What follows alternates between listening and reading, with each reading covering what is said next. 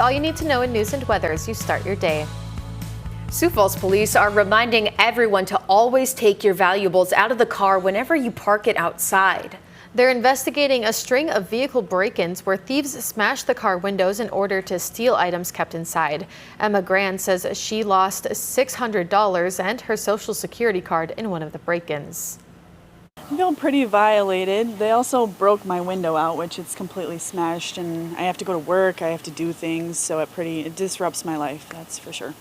Grand says she'll be parking her car in the garage from now on. Absentee voting in Minnehaha County has been slower according to election officials.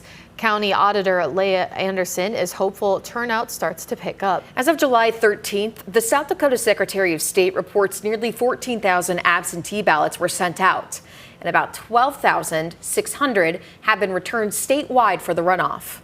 We haven't had a lot of people come out to absentee vote, but we're still up to, over 2,000 ballots, so maybe on average normal for a smaller election. The runoff is next Tuesday between Governor Larry Roden and businessman Toby Doden. The winner will go up against Democratic nominee Dan Allers in November. If you have been thinking about adopting an animal, now may be the time. The Sioux Falls Area Humane Society is 25% over capacity after receiving a large number of animals. The Humane Society says the animals need extended care, which increases a need for veterinarian treatment, medications, cleaning, monitoring, and more space. Sioux Falls Area Humane Society also accepts donations.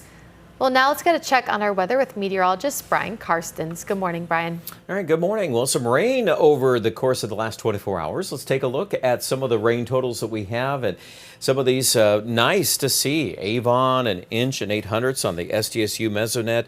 Gregory, South Dakota, close to 3/4 of an inch. Winter, 7/10. Hurley, South Dakota, about 1/2 inch of rain. And more totals there too down the list. Beersford, almost 1/2 inch. So we'll definitely be appreciative of that, especially considering the heat that's coming. 82 today, though. Sioux Falls are still holding the line here. Not too hot. Little humidity in the air. 91 our temperature in Aberdeen, where a late day or early evening thunderstorm is possible. And close to 100 in Rapid City. Your full forecast is coming up in a few minutes. Thank you, Brian. You might not always see it, but your friends and neighbors may be struggling with putting food on the table. That's why the Sandwich Ministry exists in Watertown. They deliver 3 free lunches 3 times a week to people in need. Right now we're averaging about $2.55. Summer is a lot less because people are able to get out and go buy groceries for themselves. Wintertime we get up to about $2.80 we've had, or $2.85 sometimes. Just depends upon who needs what and who they call, that type of thing. The ministry is run by volunteers. They say that anyone who asks is eligible for the lunches. The Toy Lending Library is one of 3 organizations being recognized by the South Dakota Hall of Fame. The Acts of Excellence program spotlights individuals and organizations that provide extraordinary services in their communities. The Toy Lending Library has spent the past 11 years creating more than 1,800 toy boxes across 21 locations to lend to children at no cost. We're looking for people who are changing the human condition and making a difference in all areas, especially rural areas of South Dakota. And the Toyland Library is definitely doing that. It's a recognition of everybody's work. It's so many people involved. It's 100 volunteers that come every week. We provided a link with a list of this year's other recipients and past winners under this story on KELOLAND.com. A baseball field just west of Sioux Falls is keeping busy as it hosts multiple state tournaments. Bob Needles Field is hosting the 2026 10U VFW State Tournament, the Senior Legion Region 5B Tournament, and the Amateur Baseball State Tournament, all in the same week. For the big field, the infield has turf, which best for tight turnarounds, but for the smaller field that the 10U tournament will be on, it's a little different. The 10U VFW State, which will go up on our small field. So we have 5 fields here that we can play games on. We try to utilize as many as we can. And there is a little bit more prep because those are AgriLime fields up there. So it takes a little bit more to get those ready between games and stuff like that. The Legion tournament wrapped up yesterday. Now the 10U VFW State Tournament and the Corn Belt Amateur Baseball District Tournament begin today. That's a look at some of our top stories. And now one last check on your weather with meteorologist Brian Karstens. And Brian, what's the hot topic as we head into the weekend? Yeah, all the heat. Of course, we're talking much about that. Also some rain totals last night. Some good numbers here southwest of Sioux Falls. Yankton, an inch at 3/10. That's a nice little bit of rain there. Of course, we'll post more numbers here at KETHLELAND.com, so you want to check that out. Here's a look at the severe weather risk for tonight. I want to bring this up because there is a subtle hint that a couple of these storms up in North Dakota might cross the border and get awfully close to Aberdeen. So if that happens this evening, just kind of be weather aware for that. We've got this emerging heat moving in. That's actually part of the forcing that's giving way to that. Our hourly forecast, as you see here, we're already into the 90s in northwest South Dakota at noon.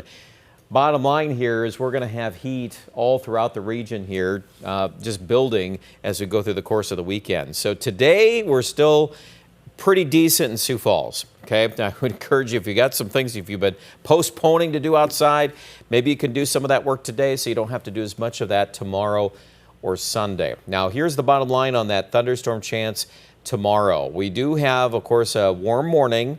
It's going to get hot in the afternoon, above 100 in central and western South Dakota. The atmosphere tomorrow night or tomorrow late in the day will likely hit what we call there's a temperature, a convective temperature, where things can literally start kind of boiling here on radar. So you're going to see some of those things bubbling up. In amongst 100-degree heat, you're probably not going to get a lot of rain, but you'll get some here and there, some gusty winds. Let's see if any of that holds together towards Sioux Falls. It's a possibility. I wouldn't put that as a likely chance, but it's something. And then, of course, in between anything that bubbles up on radar, the heat index. Tomorrow, well, this is today's heat index. It's in the 90s. Central and west, no doubt about that. Tomorrow, it's going to be worse. In fact, the heat in Sioux Falls will be significantly hotter as we're dealing with upper 90s and low 100s. That's bad enough, but then you look at Sunday, some parts of South Dakota could be looking at a heat index of 105, almost to 110, and that's getting dangerous when we get to that level. So make sure you're paying attention to the weekend. By the way, all of that heat and humidity on Sunday could really cause some big storms to flare in Minnesota. Now, some of that could cut loose into parts of southwest Minnesota and our coverage area. We'll see if northwest Iowa gets involved. That's something that's a work in progress. We'll have more on that, of course, later on through the weekend. Highs today, 82 Sioux Falls, 98 Rapid City. Let's wrap up on the 7 days. We've got those 90s really until further notice. It does start to cool back a little bit the middle of next week. And it's not as if it can't rain, but in a pattern like this, it gets a little bit harder to time all these little things that could pop up. But I just talked about Sunday night, for an example, in Minnesota. So that's why that Monday is in there at 30% for Sioux Falls. We'd have to be on the edge of that. Aberdeen could pick up a storm tonight. It's less likely tomorrow. Sunday, same thing, probably more toward Sisseton, maybe. If we pick up anything on the Minnesota side of the border, again, it'd be heavier that direction. It does eventually cool a little bit toward the middle of next week. And for Pierre, it's just hot. These 3 days, Saturday, Sunday, Monday, we have to contend with close to 100 or higher.